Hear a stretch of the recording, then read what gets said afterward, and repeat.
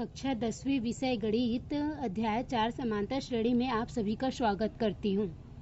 देखिए, इसके पहले की वीडियो पे कुछ उदाहरण बताया गया था। अब हम देखते हैं उदाहरण 8। 2 अंकों वाली कितनी संख्याएं 5 से विभाज्य है। देखो, विभाज्य का मतलब होता है जो भाग जाता है, और 5 से विभाज्य बोला है मतलब 5 से भाग जाता हो। हमको ऐसी संख्याएं बताना है जो 5 से क्या हो, विभाज्य हो। और कैसी संख्या बताना है, तो 2 अंकों वाली, सिर्फ 2 अंकों वाली ऐसी संख्याएं बतानी है जो 5 से विभाज्य है। तो 2 अंकों वाली ऐसी कितनी संख्या है जो 5 से विभाज्य है, मतलब हमें यहाँ पर n ज्ञात करना है। कितनी संख्याएं हैं जो हम 5 से क्या है, विभाज्य है। देखो, यहाँ पे मैं लिख देती हूँ 5 से विभाज्य, क्या 5 से विभाज्य होने वाली कौन सी अंक बोले हैं, तो 2 अंकों वाली 5 से विभाज्य होने वाली 2 अंकों की क्या बताना है, 2 अंकों की संख्याओं की क्या बनाना है हमको, श्रृंखला। संख्याओं की श्रृंखला निम्नानुसार है। देखिए, यहाँ पर देखो कौन कौन 5 से भाग जाएगा, तो जिसके लास्ट में 0 हो और क्या हो, 5 हो। बस ऐसे चीज़ जो है, ऐसे अंक जो है 5 से क्या होगी, विभाज्य होगी, मतलब 5 से भाग जाएगी। बाकी कोई भी संख्या 5 से भाग नहीं जाएगी। तो यहाँ पर देखो 10 जाएगी, 10 या 10 में लास्ट में क्या है, 0, 5 से भाग जाएगा, 15 जाएगा, 20 जाएगा। इस तरह से 25, 30, 35, 40, 45, 50, 55, 60, इस तरह से बहुत से हैं। और 95 के पास रोक दो। क्यों? अब 95 के बाद क्या आएगा बताओ, 100 आएगा। 100 आएगा, 100 भी 5 से भाग जाएगा ही।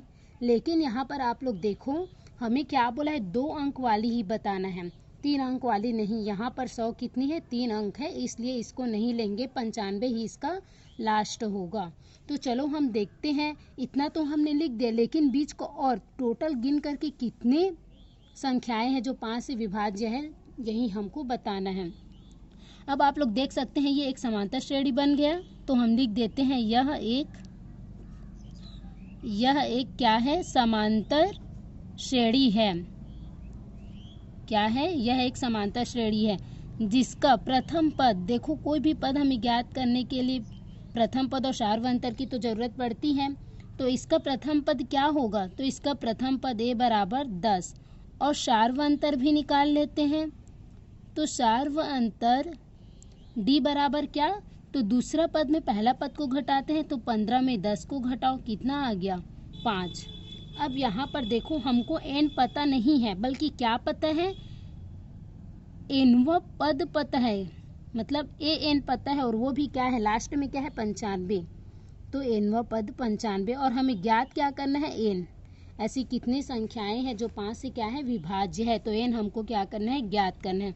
चूंकि हम लोग क्या जानते हैं, तो nवां पद an बराबर a plus n minus 1d।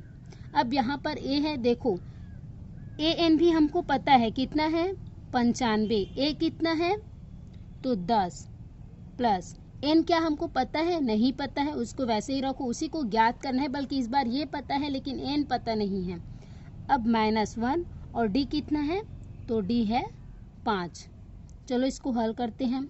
95 को वैसे ही रहने दो, 10 को भी रहने दो। यहाँ पे देखो, यहाँ पे 10, 12 कुछ रहता था तो ये सीधा घट करके हल हो जाता था, पर अब तो n है और एक संख्या है, तो कहाँ से होगा, तो 5 का पहले गुणा कर दो, 5n हो गया, माइनस 5 एकम 5। अब यहाँ पर जो अचर राशि है उसको एक जगह कर दो और n वाले को एक जगह। अब यहाँ पर देखो 10 में 5 जाएगा तो कितना बचेगा, 5, और ये 5n, ये 95। अब यहाँ से देखो बिना n वाले को इस साइड कर दो तो 5 इस साइड आया, ये धन है इसलिए इस साइड आकर के क्या हो गया, ऋण का हो गया।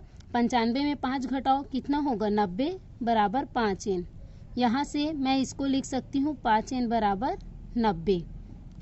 अब यहाँ पर देखो n बराबर 90, 5 कहाँ जाएगा नीचे में काटो तो 5 एक कम 5 और इसमें कितना बचा 4 बचा, 5 अट्ठे 40।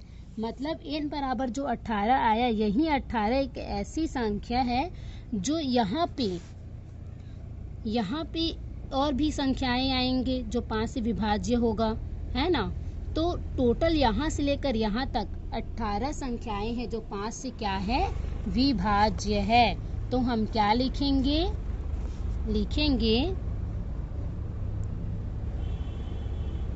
इसलिए 5 से विभाज्य क्या, इसलिए 5 से विभाज्य 2 अंकों वाली कितनी संख्याएं हैं, 2 अंकों वाली 18 संख्याएं हैं। तो मैं आशा करती हूँ ये सवाल भी आप लोगों को बहुत अच्छे से समझ में आ गया होगा। अब मैं इसके बाद प्रश्नावली का सवाल हल करके आप लोगों के सामने प्रस्तुत करूँगी। मैं आशा करती हूँ कि ये सभी सवाल आप लोगों की 10वीं बोर्ड एग्ज़ाम की तैयारी में मदद करेगी। धन्यवाद।